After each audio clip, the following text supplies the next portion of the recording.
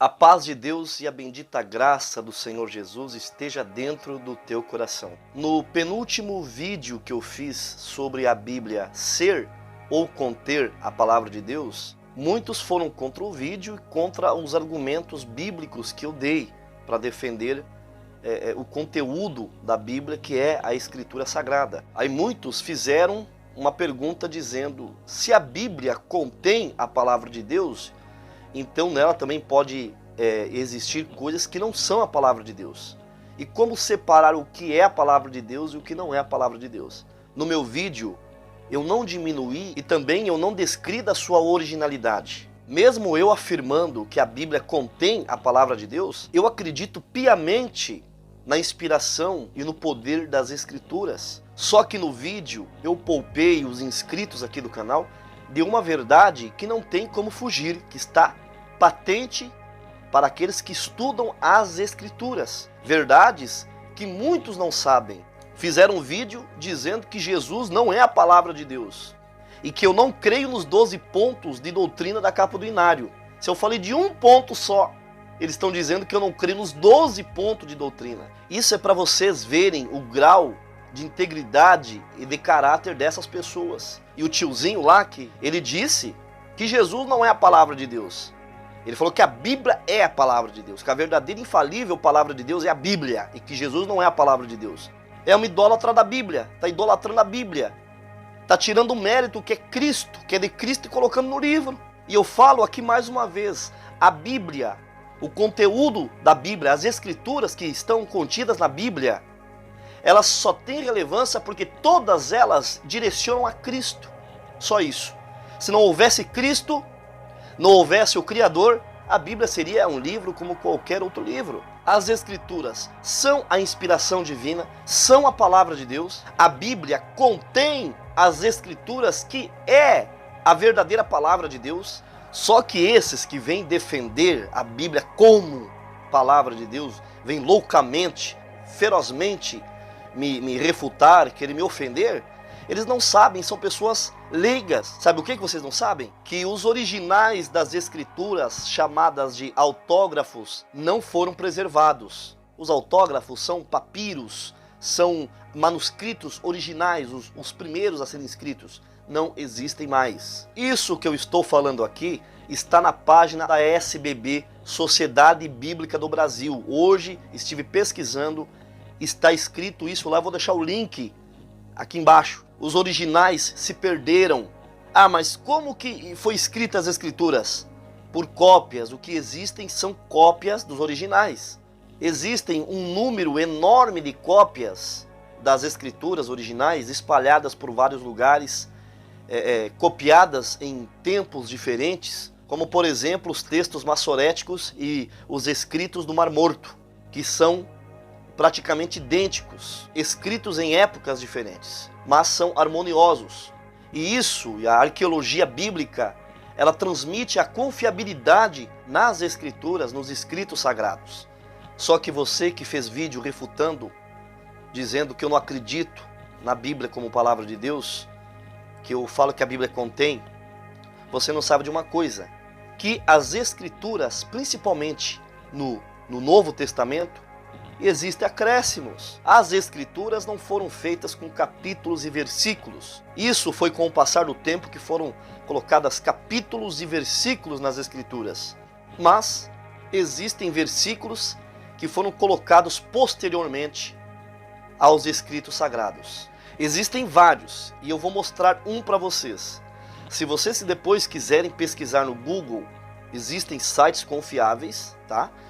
Que eles trazem esse assunto de textos espúrios.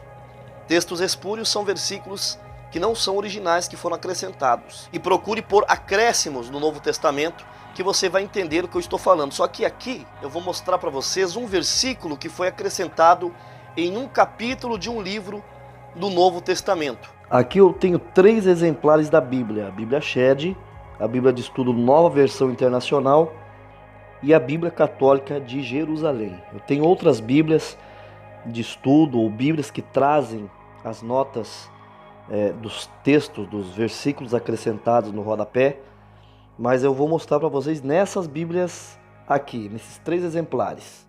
1 João 5,7. 1 João 5, versículo 7. Pois há 3 que dão testemunho no céu, o Pai, a Palavra, o Espírito Santo, e esses 3 são um. Vocês vejam que está em colchetes, tá? Até aqui, ó, em colchetes, no céu, o Pai, a Palavra e o Espírito Santo, e esses 3 são um, e 3 são os que testificam na terra. Então, aqui está entre colchetes. Olha o que diz na nota de rodapé. As palavras entre parênteses não constam no original. Então, isso é uma prova nessa Bíblia que esse versículo foi acrescentado. Não consta no original, então foi colocado depois. Agora vamos ver na nova versão internacional, tá? Ó, 1 João 5,7. E 3 que dão testemunho, o Espírito, a água e o sangue, os 3 são unânimes. Vamos ver o que diz a nota do rodapé. No fim desse versículo, muitas versões acrescentam as palavras que se acham na nota textual, mas esse acréscimo não se acha em nenhum manuscrito ou tradução do Novo Testamento anterior ao século XVI. Agora vamos ver na Bíblia Católica, Bíblia de Jerusalém. Os textos do versículo 7 e 8 é acrescido na Vulgata, de um inciso, aqui abaixo entre parênteses, ausente dos antigos gregos, das antigas versões e dos melhores da Vulgata, o qual parecerá uma glosa marginal introduzida posteriormente no texto. Tá? Então aqui está dizendo que foi introduzida posteriormente à escrita de 1 João. Então esses são um versículo acrescentados, tem dezenas, tem mais de 10 versículos que foram acrescentados posteriormente, mas eu mostrei só esse de 1 João 5, 7, só para vocês terem ideia do que eu estou falando. E todos esses acréscimos, principalmente nas Bíblias protestantes, nas Bíblias evangélicas e também em Bíblias católicas, são honestas em colocar colchetes e no rodapé trazer dizendo: este versículo não consta nos manuscritos originais. Você pode se perguntar, mas irmão Carlos, por que existem esses acréscimos? Por sucessivas cópias e traduções das Escrituras. As Escrituras, elas foram traduzidas várias vezes. E pode ser que o copista, na antiguidade, tenha colocado uma nota explicativa, e isso com o tempo se passou como um versículo. Colocar ali uma nota adicional, como eu já mostrei aqui para vocês na Bíblia de Jerusalém. Esses versículos são poucos, mas esses versículos acrescentados no Novo Testamento invalidam toda a Escritura? De maneira nenhuma. Claro que não. A Bíblia, as Escrituras não é invalidada por isso de forma alguma. Agora, se foi acrescentado e não consta nos manuscritos antigos ou originais, se foi colocado posteriormente, como que pode ser um versículo que não existe no original ser palavra de Deus? Me responda, como no caso de 1 João, capítulo 5, versículo 7, que diz que esse versículo não se encontra nos melhores manuscritos, nos originais, e que foi acrescentado posteriormente. Veja a Bíblia de Jerusalém, uma Bíblia católica que é honesta em afirmar isso. Não se sabe se esses acréscimos foram por parte de copistas que quiseram colocar uma nota explicativa de algum assunto que eles achavam importante, ou se foi achado fragmentos depois e acrescentados. Mas vocês viram que Bíblias de estudo, Bíblias evangélicas e Bíblias católicas trazem, eles mostram que esses versículos foram acrescentados. Não é como a nossa Bíblia que usamos na CCB, a João Ferreira de Almeida, que não consta nada, não explica, não é honesta em trazer ali no seu rodapé dizendo: olha, esse versículo é acrescentado. Os teólogos, os tradutores são honestos em dizer que Versículos foram acrescentados, foram adicionados posteriormente. Agora, como garantir a inspiração divina nesses versículos acrescentados? Como garantir que esses versículos que foram adicionados são palavra de Deus? Explique.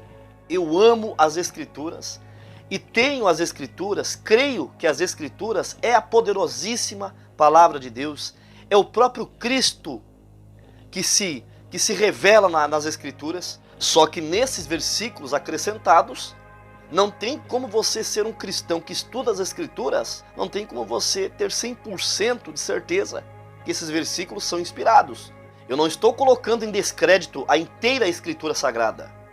Eu não estou tirando a inerrância e a relevância e o poder da palavra de Deus.